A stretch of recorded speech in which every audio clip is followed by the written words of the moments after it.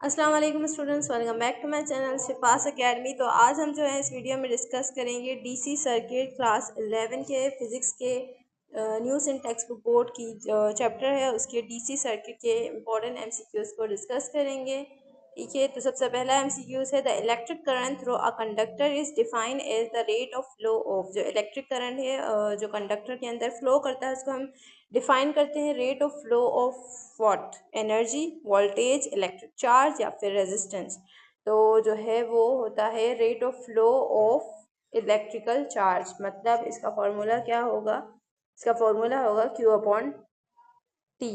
ठीक है, तो इसका करेक्ट ऑप्शन है ऑप्शन, एक मिनट, इसका करेक्ट ऑप्शन है ऑप्शन सी। साथ ही साथ हम इसको जो है हाईलाइट भी करते जाते हैं। ठीक है, तो ये जो है वो 25 इंपॉर्टेंट एमसीक्यूज़ हैं डीसी सर्किट के। ठीक है, आपको इसको किस तरह से सीरीज़ को फॉलो करना है, इसको आपको जो है वो पहले अपनी थॉरली बुक को रीड करना है, उसके बाद जो है आप लोगों को इसको एज अ टेस्ट कंडक्ट करना है। एमसीक्यूज है द ऐसा unit of electric current is. जो ऐसा यूनिट है इलेक्ट्रिक करंट का वो क्या है? कूलम्स, एम्पियर, वोल्ट या ओहम्स। तो इसका करेक्ट ऑप्शन है एम्पियर्स। एम्पियर्स जो है वो ऐसा यूनिट है इलेक्ट्रिक करंट का। If 20 coulomb of charge passes through a conductor in 4 second the current is. अगर 20 कूलम का के चार्जेस अगर एक कंडक्टर एक वायर में से गुजर रहे हैं 4 सेकेंड के अंदर, तो करंट कितना फ्लो होगा? तो अगर आप लोगों का I equals to Q divided by T का फॉर्मूला आता होगा तो आप लोग कर लेंगे। 20 डिवाइडेड बाई 4 करेंगे तो आंसर आएगा 5। तो option C is correct. Next MCQs है conventional current in an external circuit flow from. Conventional current जो एक्सटर्नल सर्किट में फ्लो करता है वो नेगेटिव टर्मिनल से पॉजिटिव की तरफ, पॉजिटिव से नेगेटिव की तरफ, बोथ डायरेक्शन, न्यूट्रल टर्मिनल। तो इसका करेक्ट ऑप्शन है पॉजिटिव टर्मिनल से नेगेटिव टर्मिनल की तरफ जो है कन्वेंशनल करंट फ्लो करता है। ठीक है, option B is correct. Next MCQs है the resistance of a conductor is defined by Ohm's law as. जो रेजिस्टेंस ऑफ कंडक्टर होती है वो डिफाइन करते हैं ओहम्स लॉ के थ्रू। वो क्या होती है? R is equals to I V, R is equals to I upon V, R is equals to V upon I, V R is equals to V plus I. तो इसका correct formula है R is equals to V upon I. जैसे कि आप लोगों ने पढ़ा है V is equals to I R. ठीक है, तो आर को निकालना अगर हमें होगा तो वी अपॉन आई इसका करेक्ट आंसर होगा, जो कि इसमें से ऑप्शन सी है।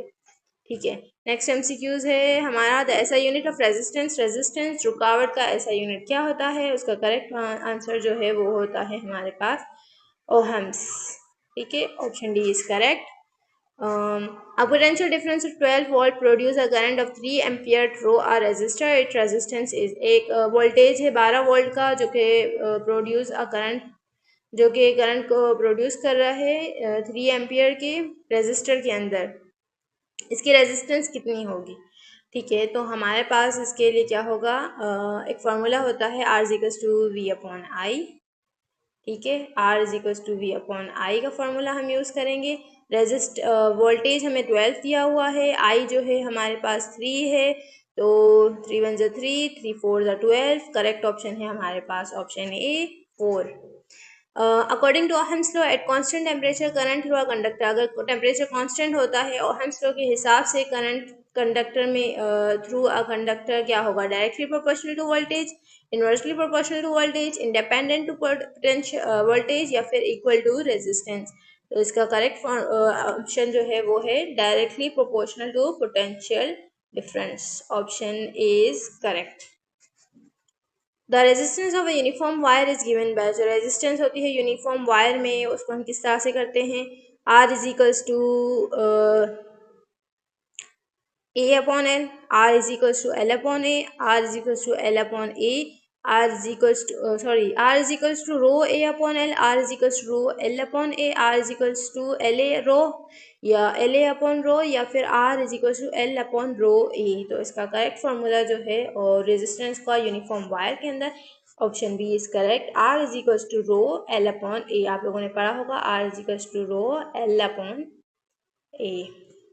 ठीक है, नेक्स्ट एमसीक्यूज है द ऐसा यूनिट ऑफ रेजिस्टिविटी। रेजिस्टिविटी का ऐसा यूनिट जो है वो क्या होता है? तो इसका करेक्ट ऑप्शन ओहम्स, ओहम्स पर metre, ohm metre, ohm metre square. तो इसका करेक्ट फॉर्मूला है ohm metres. Option C is correct. If the length of a wire is double, अगर हम वायर की लेंथ को डबल करते हैं while its cross sectional area remains unchanged, जबकि एरिया को हम वही रखते हैं तो इसकी रेजिस्टेंस क्या हो जाएगी, हाफ, डबल, 4 टाइम्स या फिर अनचेंज, तो हो जाएगी वो डबल्स। ठीक है, क्योंकि हम किसको, लेंथ को डबल कर रहे हैं। ठीक है, if the cross sectional area of wire is double while its length remain unchanged, if a cross sectional area of, okay, अच्छा, उसमें हम लेंथ को डबल कर रहे थे, इसमें हम जो है एरिया को डबल कर रहे हैं। ठीक है, जबकि लेंथ वही रहेगी तो इसकी रेजिस्टेंस क्या होगी, ओके ओके, अच्छा, तो इसका करेक्ट आंसर होगा हाफ। कैसे हाफ होगा, देखें, R is equals to rho L upon A के अगर फॉर्मूला देखें तो ए को हम क्या कर रहे हैं, डबल कर रहे हैं। ठीक है, और ये जो है इन दोनों का रेजिस्टेंस और एरिया का इन्वर्स रिलेशन है, तो इस हिसाब से ये हाफ हो जाएगा। ठीक है, नेक्स्ट एमसीक्यूज है, which material generally has very low electric resistivity, rubber, glass, copper या फिर प्लास्टिक। तो कॉपर की जो है वो सबसे लो जो है वो रेजिस्टिविटी होती है। In a series circuit the current through each resistor, ये सीरीज सर्किट में करंट जो है वो हर रजिस्टर के अंदर क्या होता है, डिफरेंट, सेम, जीरो या फिर इनफाइनाइट, तो वो सेम होता है। Option B is correct. 3 resistors हैं, 2 ओहम का, 3 और 5 ओहम का, सीरीज के अंदर कनेक्टेड हैं, इसकी इक्विवेलेंट रेजिस्टेंस कितनी होगी। तो हम जो है अगर सीरीज रेजिस्टेंस की बात कर रहे हैं तो हम क्या करेंगे, सिंपली इनको क्या करेंगे, प्लस कर देंगे, तो 2 + 2 + 3 + 5 करेंगे तो आंसर आएगा 10। Option C is correct. In a parallel circuit, अब पैरेलल सर्किट है जबकि potential difference across each branches, तो वोल्टेज जो है हर ब्रांच के अंदर क्या होगा, सेम, डिफरेंट, ज़ीरो या फिर इक्वल टू करंट, तो जो है वो आंसर सेम होगा इसका। ठीक है, वोल्टेज जो है पैरेलल के अंदर सेम होता है। 2 resistors of 6 ohm and 3 ohm are connected in parallel, अब 2 रेजिस्टर्स हैं, 6 और 3 पैरेलल में कनेक्टेड हैं, तो रेजिस्टेंस कितनी होगी। तो हम इसका क्या करेंगे, इसको हम 1/r के फॉर्मूले से सॉल्व करेंगे। 1/6 लिखेंगे प्लस 1/3 लिखेंगे, क्रॉस मल्टीप्लाई होगा, 3 और 6 वहाँ चले जाएंगे, तो ठीक है 18 आएगा नीचे का आंसर, और ऊपर आएगा 3 + 6 आ जाएगा 9। ठीक है, तो और ये इसको हम जो है ऑल्टर कर देंगे इस तरह से, 18/9 कर देंगे, आंसर इसका आ जाएगा 2। ठीक है, तो option C is correct, 2 ohms. अच्छा, the equivalent resistance of resistor connected in parallel is generally, जो इक्विवेलेंट रेजिस्टेंस होती है पैरेलल में अगर कनेक्टर है रेजिस्टर्स तो क्या होंगे, greater than the largest resistor, equal to sum of the resistors, less than smallest resistor, या फिर इक्वल टू लार्जेस्ट रेजिस्टर। तो इसका करेक्ट ऑप्शन है less than the smallest resistor. ठीक है, क्योंकि फॉर जो पैरेलल रेजिस्टर्स होते हैं उनके अंदर क्या होता है, इक्विवेलेंस रेजिस्टेंस जो है वो हमेशा कम होती है स्मॉलेस्ट सबसे स्मॉलेस्ट इंडिविजुअल रेजिस्टर से। ठीक है, जिस तरह से नहीं, ये तो नहीं हो सकती इसकी। ठीक है, जैसे कि इसमें 3 और 6 का है। ठीक है, 3 जो है वो सबसे कम वाला रजिस्टर है। ठीक है, लेकिन फिर भी आंसर क्या आया है, उससे भी कम आया है, 2 आया है, 3 से भी कम आया है answer.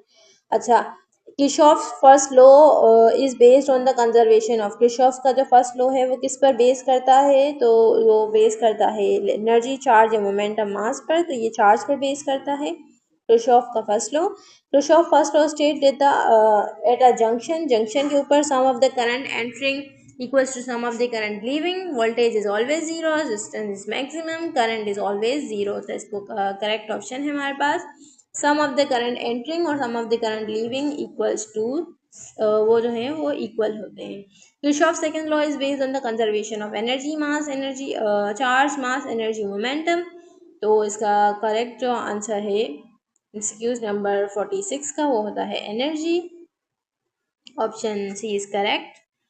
According to Kirchhoff's voltage law, the algebraic sum of the potential difference around a closed loop is, जो Kirchhoff's का जो law है voltage law, उसके हिसाब से जो एल्जेब्रिक सम होता है वोल्टेज का क्लोज लूप के अंदर, वो क्या होता है, मैक्सिमम, इनफाइनाइट, ज़ीरो या इक्वल टू करंट। तो इसका करेक्ट ऑप्शन है zero. Okay, electrical power consumed by a resistor can be calculated using, जो electrical power होती है consume होती है resistors के अंदर, वो हम calculate कर सकते हैं P equals to VI, P equals to V upon I, P is equals to R upon I या P is equals to I upon V के थ्रू। तो electrical power का फॉर्मूला होता है P is equals to VI। ठीक है, तो यहाँ पर P is equals to VI, option A is correct है। 20 ठीक है, 24 MCQs है। आर 12 volt appliance draw a current of 2 ampere, its electrical power is, जो 12 वोल्ट का एक अप्लायंस है, मतलब एक जो भी मशीन है, ठीक है, जिसमें से draw a current of 2 ampere, जिसमें से 2 एम्पियर का करंट ड्रॉ हो रहा है, इलेक्ट्रिकल पावर, तो उसकी पावर कितनी होगी। तो इसी फॉर्मूले से हम कर सकते हैं P इक्वल्स टू VI के थ्रू। हमें वोल्टेज दिया हुआ है 12, करंट दिया हुआ है 2, मल्टीप्लाई कर देंगे तो हमारे पास आंसर आ जाएगा 24, option C is correct. Last MCQs है डीसी सर्किट का। Class 11th new Sindh textbook board की जो फिजिक्स की बुक है, उसके चैप्टर की एंट्री टेस्ट सीरीज की। Cell has an EMF of 12 volt, एक सेल है जिसकी EMF मतलब वोल्टेज 12 वोल्ट है। इंटरनल रेजिस्टेंस 1 ओहम से। If the current up supply to 2 ampere, अगर हम 2 एम्पियर का करंट जो है अप्लाई सप्लाई दे रहे हैं, द टर्मिनल पोटेंशियल डिफरेंस क्या होगी। अच्छा, टर्मिनल पोटेंशियल डिफरेंस पूछ रहे हैं, तो वो हम निकाल सकते हैं V is equals to E minus IR के थ्रू, इंटरनल टर्मिनल रेजिस्टेंस। ठीक है, तो अगर हमारे पास वोल्टेज 12 दिया हुआ है, रेजिस्टेंस जो है वो 1 है, इस पेन से करते हैं, वोल्टेज 12 माइनस इन करंट 2 और रेजिस्टेंस जो है वो 1 दी हुई है, तो 2 1 ज़ा 2 आ गया, और माइनस करेंगे 12 में से तो आंसर आएगा 10। ठीक है, 12 माइनस अगर हम 2 करते हैं तो आंसर आएगा 10, और 10 इसमें से करेक्ट ऑप्शन है हमारा ऑप्शन बी। ठीक है, यहाँ पर हमारे MCQs कंप्लीट होते हैं। नेक्स्ट तो अगर कोई आप लोगों की क्यूरी हो तो आप लोगों से कमेंट में पूछ सकते हैं। थैंक्स फॉर वॉचिंग, अल्लाह हाफिज़।